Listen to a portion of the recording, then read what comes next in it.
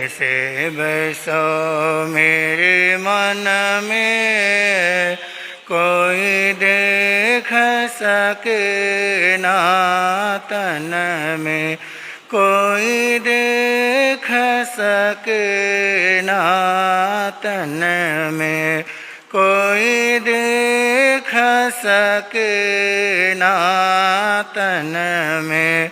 प्रभु ऐसे बसो मेरे मन में, कोई देख सके ना तन में।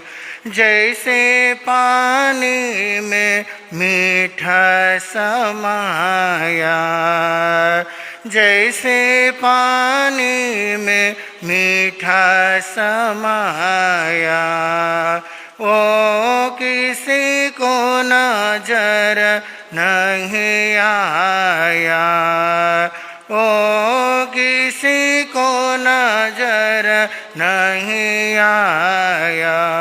तुम भी ऐसे बसो मेरे मन में, कोई देख सके ना तन में। तुम भी ऐसे बसो मेरे मन में, कोई देख सके ना। बोलिए भगवान महावीर स्वामी की। है समय नदी की धार की, जिसमें सब बह जाया करते हैं। है समय बड़ा तूफान परवल पर्वत झुक जाया करते हैं। अक्सर दुनिया के लोग समय में चक्कर खाया करते हैं, लेकिन कुछ ऐसे होते जो इतिहास बनाया करते हैं, इतिहास बनाया। अष्टकर्म के विजेता, शासन के महाप्राण, सर्वज्ञ सर्वदर्शी श्रवण भगवान महावीर स्वामी के चरणारविंद में चारों दादा गुरुदेव राजऋषि गुरुदेव के पावन चरण कमलों में सशत नमन। अत्र विराजमान पूज्य गुरुदेव के चरणों में सशत नमन। उपस्थित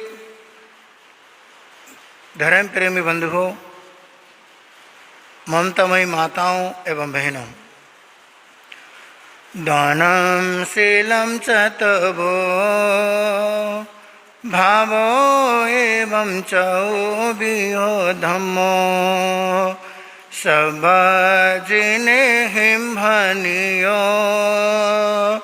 तहा दुआसु आचार्य हिम। प्रभु परमात्मा ने अपने संदेशों में फरमाया, दानम शीलम च तवो भावो एवं चहुव्यो धम्मो। चातुर्मास आगे गतिशील है और चातुर्मास के अंदर धर्म की ज्योति और 4 महीने कुछ कर गुजरने के लिए क्या है, ये सुनहरा अवसर है। इसलिए चातुर्मास के अंदर तो भगवान महावीर का जो संदेश है, दानम शीलम च तवो भावो एवं चहुव्यो धम्मो। हर इंसान चाहता है कि मैं अच्छा कर्म करूं और अच्छे कर्म कर कर के मैं देवलोक के सुख भोगने वाला बनूं और मोक्ष मंजिल को प्राप्त करने वाला बनूं। हर कोई चाहता है, पापी से पापी व्यक्ति से भी पूछा जाए तो मर करके जाना कहां चाहता है। दिन रात 18 पापों के सेवन में रत रहने वाला इंसान अगर ऐसे पापी इंसान से भी पूछा जाए कि तू मर करके कहां जाना चाहता है, कहेगा महाराज मैं तो सिद्ध अवस्था को प्राप्त करना चाहता हूं, मैं सिद्ध बनना चाहता हूं, मैं कर्म को तोड़ करके मोक्ष रूपी महल में प्रवेश करना चाहता हूं। और मोक्ष जो है, हमारा मामा का घर तो है नहीं, कोई नानी हाथ तो है ही नहीं, जब मर्जी चले जाओ। अरे हर कोई इंसान चाहता है कि मैं मर करके मोक्ष जाऊं। भले हमारे कर्म नरक जाने के हैं, भले हमारे कर्म त्रियंच गति में जाने के हैं, फिर भी हम चाहते हैं कि मर करके हम मोक्ष जाना चाहते हैं। महाराज छठे आरे में जन्म लेना नहीं चाहते हैं, पुनः हम जन्म मरण के चक्र से छूटना चाहते हैं। तो इसलिए मोक्ष महल में जाने के लिए, मोक्ष मंजिल में प्रवेश करने के लिए 4 द्वार हैं।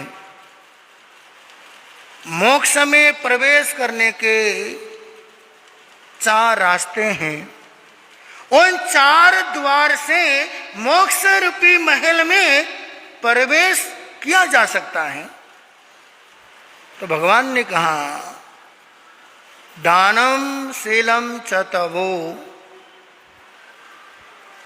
दान, शील, तप और भाव, ये मोक्ष के 4 द्वार हैं। बंधु इन 4 द्वार से मोक्ष में प्रवेश करा जा सकता है। मोक्ष मंजिल में प्रवेश करने के ये 4 द्वार हैं। दान, शील, तप और भाव। और आजकल का जो जमाना है, माल भी खाए मोक्ष में भी जाए, माल भी खाए मोक्ष में भी जाए। कहते महाराज ऐसा कोई शॉर्टकट है क्या जो मोक्ष में जा सके? आजकल हर कोई क्या है, शॉर्टकट ढूंढ लेता है, मेहनत भी न करना पड़े। महाराज आज ही ऐसा कोई सट्टा का नंबर बता दो, आज ही करोड़पति बन जाऊं। महाराज कोई सोने का भाव बता दो, चढ़ेगा कि गिरेगा। बंधु आज इंसान मेहनत करना नहीं चाहता है, पुरुषार्थ करना नहीं चाहता है, चाहता है बैठे बैठे मैं करोड़पति बनूं और धर्म भी करना ना पड़े, पुण्य का उपार्जन भी करना ना पड़े, और मैं जाऊं भी कहां? मोक्ष में।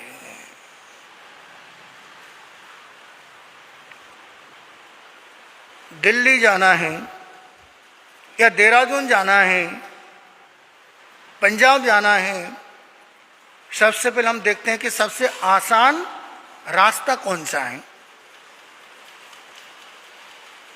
करनाल होके भी जा सकता है पंजाब जाने के लिए, इधर सोनीपत होके जीटी रोड से भी जाया जा सकता है, इधर सहारनपुर यमुनानगर से भी जाया जा सकता है। और ये देखते हैं कि मुझे पंजाब जाना है, मुझे लुधियाना जाना है। आप सबसे पहले पता करते हो कि कौन सा आसान सरल रास्ता हो जिसमें जाम भी ना लगे, टोल के पैसे भी बच जाए। हर तरह से सोचना पड़ता है। अब इंसान चाहता है जिस मंजिल में मैं जाऊं आसानी से जाने वाला बनूं, पैसे भी कम खर्चा हो, समय की बचत हो और मैं जल्दी पहुंचने वाला बनूं। तो हमारा लक्ष्य भी क्या है जननगर वालों? क्या लक्ष्य है आप लोगों का? बोलो भाई। हैप्पी भैया, महाराज जल्दी से प्रवचन छोड़ो यार, हमें तो घर जाना, दुकान जाना है। ये बोलो ना, मोक्ष कौन जाना चाहता है? महाराज जल्दी से 9:15 बज जा, हम तो घड़ी में 48 मिनट की सामयिक है, 48 बार हमारी नजर घड़ी में जाती है महाराज, कब खत्म हो, आसन बांधे, अपने अपने घर दुकान। अरे मोक्ष कौन सोचता है मेरे भाई?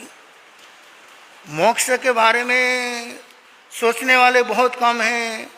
बस जवां से कह देंगे महाराज जाना मोक्ष चाहते हैं, लेकिन अंतर मन से पूछा जाए कि कहाँ जाना चाहते हो, किसी का मन नहीं है मोक्ष जाने का। मान लो यहां कोई चमत्कारी संत आ गया, मान लो जो चाहो मिल जाए, और वो आपसे कहे भाई इतने सारे लोग बैठे हैं, आप अपने अपने पर्ची में लिख करके दो कि आप क्या चाहते हो, वो हर चीज मिल जाएगी। आप पर्ची बना के मेरे पास भेज दो कि आपको जो चाहिए वो मिल जाएगा। इतने सारे लोग बैठे हैं, ईमानदारी से कहना उस पर्ची में क्या आप लिख पाओगे कि महात्मा जी मुझे मोक्ष से जाना है, मैं ऐसे कर्म करना चाहता हूं, आप आशीर्वाद दो कि मैं मोक्ष से जाने वाला बनूं? पर्ची में लिख पाओगे ये? बोलो जयनगर वालों, अरे बोलते तो मुझे भी पता नहीं लिखने वाले हो, फिर बोलते क्यों नहीं हो?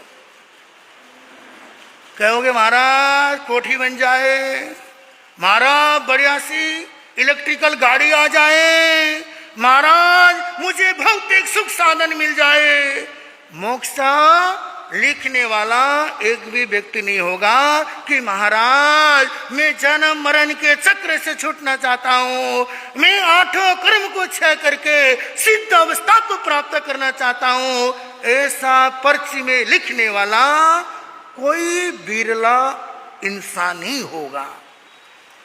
तो मोक्ष में प्रवेश करने के 4 द्वार हैं, दान, शील, तप और भाव। अब इन 4 द्वार हैं, और सबसे छोटा द्वार कौन सा होगा? सबसे छोटा आसान रास्ता कौन सा होगा? बोलो। इन 4 रास्ते में, 4 द्वार में से भगवान ने बताया सबसे आसान सरल कोई रास्ता है, दान का है। बंधु दान सबसे आसान है, हर कोई दान धर्म की आराधना कर सकता है। बंधु दान से इंसान कर्मों को तोड़ करके सिद्ध अवस्था को प्राप्त कर सकता है। बंधु इंसान तो छोड़ो,